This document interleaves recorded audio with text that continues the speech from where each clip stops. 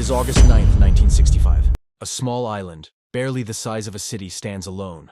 No natural resources, no army, no guarantee of survival. Singapore, a new nation born out of necessity, not choice. The separation from Malaysia was sudden, painful, and final. Every time we look back on this moment when we signed this agreement which severed Singapore from Malaysia, it will be a moment of anguish. I mean, for me, it is a moment of anguish. Prime Minister Lee Kuan Yew wept on national television. His tears were not of defeat, but of fear. Fear that the dream might die before it even began. The world saw an island with no future, but inside those tears burned a plan.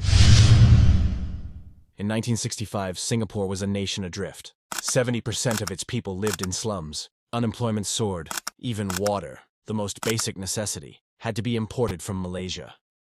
We are going to have to depend on ourselves. No one owes us a living. And that became Singapore's creed. No one owed them anything, so they built everything. Lee Kuan Yew and his team began a bold experiment. They turned the nation into a laboratory of discipline, order, and relentless ambition.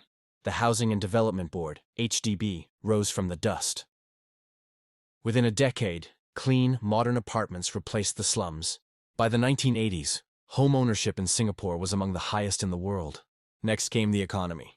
With no oil, no minerals, no farmland, they built on what they did have: human talent. Education became the new gold mine. Discipline, efficiency, and meritocracy became the tools of survival.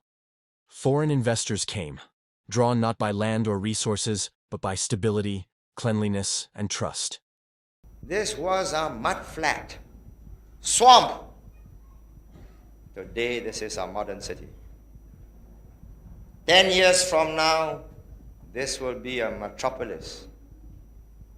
Never fear. Singapore became a magnet for global capital, a place where East met West in balance. But survival was never enough.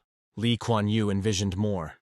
A city that would not just exist, but excel. They planted trees where there was only concrete. They built parks beside skyscrapers. They dreamed of a garden city, long before the world spoke of sustainability. Every street was cleaned, every law enforced, every plan executed with precision. Critics called it strict. Supporters called it smart. Either way, it worked. 50 years later, the island, once dismissed as a little red dot, became one of the richest nations on Earth. The skyline of glass and steel stands where kampongs once were.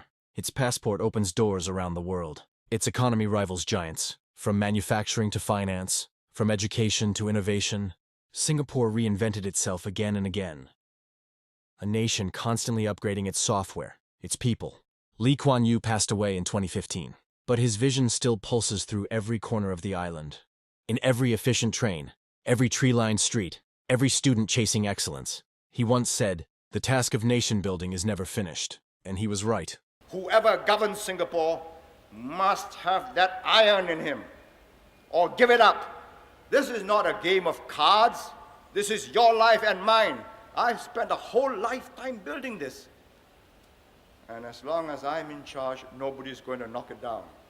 Singapore's story is not one of luck, but of leadership, discipline, and faith in the impossible. Today, the world looks at Singapore and sees a symbol of what vision can achieve. A nation that rose, not by chance but by choice. From survival to skyline, from uncertainty to greatness. This is Singapore, the city that refused to fall.